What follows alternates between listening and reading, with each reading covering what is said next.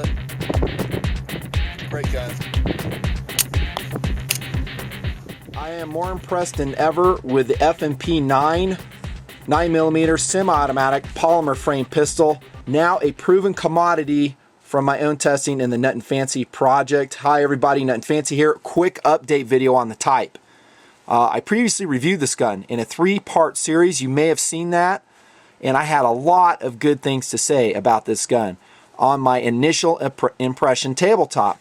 Once in a while a guy will roll in and say, well, how can you review a gun that you haven't shot before? Well, I've shot so many guns before that you can kind of draw that experience or bring that experience to the table as you evaluate such things as ergonomics, firepower, field strip, accessories, things like that. And so that is a useful data point, I think. It'll always be more useful if I have lots of trigger time on it, or at least some. But that's just not feasible for me being an unsponsored shooter. I mean, it's expensive. Time is always short in my schedule. I do what I can. But I am coming off a battery of tests, not just me, Tactical Doodle, Inadvertent Smell 2, a battery of tests with this FNP9, and we are very impressed with this gun. It validates everything I said in that 3-part series tabletop review. Everything. In fact, there's a couple things I'm going to add to it, maybe correct in this update video. First, let's talk about the reliability. 100% in just over 200 rounds. Granted, that's not a huge round count, but this is a gun I have on long-term loan, so 1, I don't want to thrash it because of that. 2, it's expensive. We're unsponsored again, so 200 rounds is enough to get a good feel for the gun, what it's capable of, and is it reliable? It was 100%, not a single hiccup with FMJ or jacketed hollow point loads.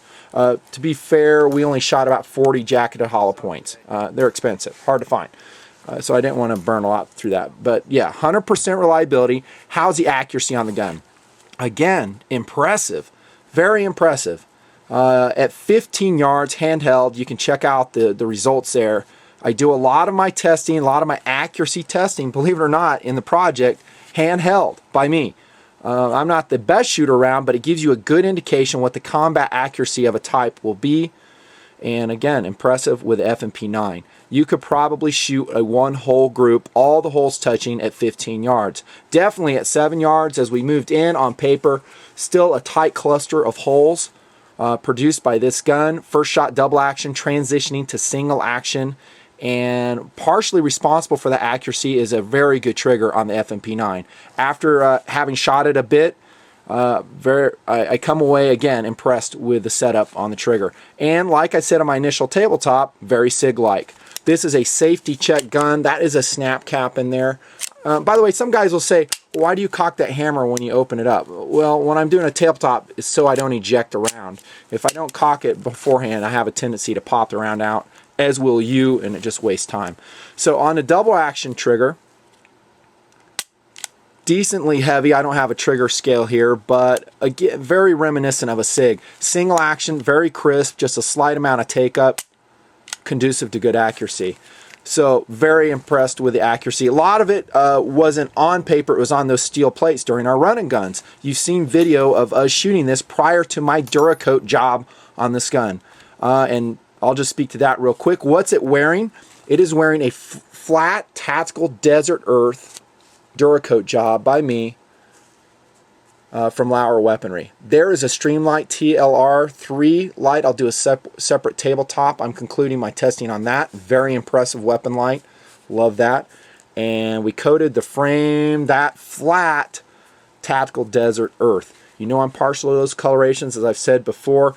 And as I've mentioned before too, when it has the word tactical in it from DuraCoat, that means it is an ultra flat finish, as you can see. There is no reflectivity in it.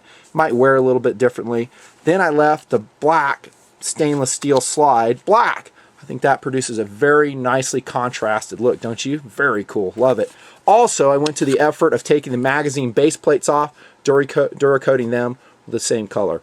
I didn't bother with the mag bodies. I think I said a criticism in my initial review. I didn't like the bright stainless steel finish. I'll stick with that. I still don't really dig it. What I do dig is the lubricity of it. It's very slick and it is conducive to very fast reloads. So I'm leaving it. Okay, and I'll just deal with the brightness. Don't have any plans to take this in theater, so to speak, so I can, just live with that. A couple corrections that I want to say. I think in my tabletop I said that the controls are very ergonomic and very Sig-like. I'll stick with that. The only thing I failed to mention is they're actually kind of reversed in their placement. In other words, in shooting the gun, let's roll a Sig P228 in here, and I think the FNP9 is very analogous to a P228 in size. I'll do a tabletop on this. I know some guys are waiting for it. In size and slide length, sight radius, width, everything. You see how close they are? Very similar, P228, FNP9. But as we look at the Sig, also safety check here, here's your hammer drop. See how it's forward placed on the grip? And there's your slide release, aft portion. I like the Sig controls better. The FNP9 reverses those, if I can speak. Here's your hammer drop here. It's aft on the grip, and then your slide release is right here. And this is your takedown lever, as previously mentioned. Not a huge deal. It is kind of a training issue if you have both types because they're reversed. Be advised. Also, I did mention it in the sidebar write-up. There is that loud snap with FNP decock. Kind of annoying if you're not used to it.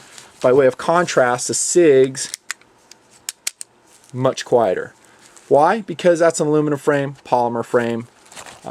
So that's just how it is. I don't find it to be that big of an issue, and I can always lower it 1911 style if I don't want to use the decock.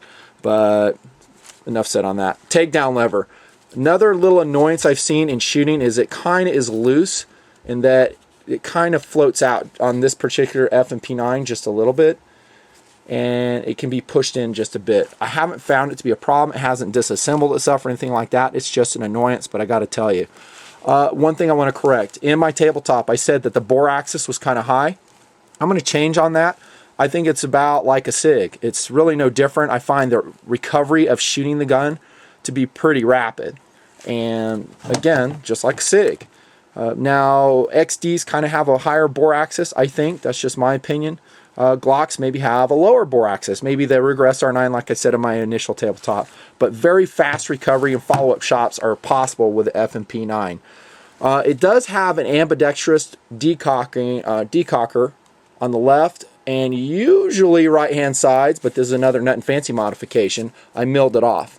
I don't need it. I think it just got in the way. It made for a wider profile pistol. I'm right-handed, as are all the shooters in the Nutnfancy project, including my son and anybody else who's going to be shooting this gun, and the owner of it as well. And with his permission, I just said, dude, you want to get rid of that? And he's like, yeah, let's do it. Got rid of it, and there you have it. I think it's a cleaner presentation, cleaner. Also in my initial tabletop of the FNP9, I discussed the magazine base plates, how they're kind of goofy. I still think they're kind of goofy. Little bit too long, and I talked about how some users felt the need to maybe mill down that lip because when they put them in double mag carriers, kind of like this one from Blackwater, very similar to any other brand, maybe Blackhawk, Eagle, whatever. I don't find it to be a problem, and I don't find it to be interfering at all. I like the extended length to extract them from the pouch.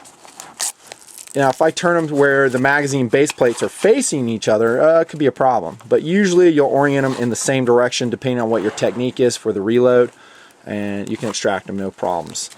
The FNP9 is a great value. Like I said in my initial tabletop, comes with 3 magazines. The price is reasonable. That's a lot of bang for your buck. On the downside, if you decide you need more than 3 magazines, and I recommend you do get more than 3, I usually like to have 8 per pistol. For just every reason in the world, you're going to find these things to be expensive. They are not cheap. So that's kind of a downside, and that will kind of be a hit on maybe value for the FNP, but it's minor. All the other good things I said about the gun have played out and been verified by me in the shooting test. Ergos are great, other than the little reversal thing I talked about, trigger, the grip angle, the sights are excellent. It's just a great little gun. One thing I did notice, maybe a minor thing, is the magazine release is kind of buried in that polymer frame. Prior to DuraCoating, I took some sandpaper, fine variety, and I sanded it to reveal that edge just a little bit. I didn't want to go too much, so your thumb kind of runs into it and is not totally occluded by that grooved thumb ramp. So you might want to do that on your FNP too. What a great gun this is. Fast, accurate, fun to shoot, and again, it is amazingly lightweight. Under 25 ounces, of course not with the tactical light on it. And a standard rail, as you can see, the TLR3 adapts to it readily. Although with a screw insert on the TLR3, it does kind of go forward on the rail more than I would like. I would like that switch to be butted up against that trigger guard because it is a long reach to turn that light on single-handed. Overall though, everything's verified on the FNP9. If you're looking for a high-value, traditional, double-action transmission, single-action, lightweight, reliable, accurate combat handgun, I think the FNPs, whatever caliber you choose, 9, 40, 45, great choices. Highly recommend it, and you'll see it more in the Nutnfancy project. Thanks, guys. We'll see you.